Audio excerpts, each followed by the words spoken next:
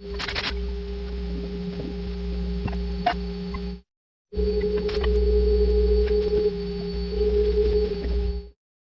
I noticed that on my the bottom of my airbag here, there's a hole, and the airbag is not sitting right, as you can see.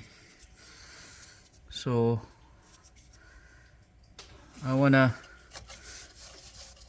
make this completely flat so that the airbag will not go through into this hole. So I 3D print this plate, right?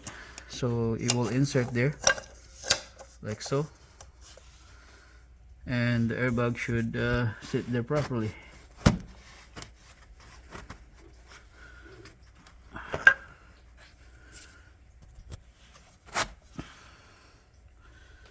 So like that, just like that, right?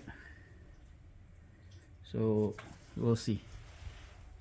So there's the bottom of it. So the airbag should sit properly after that.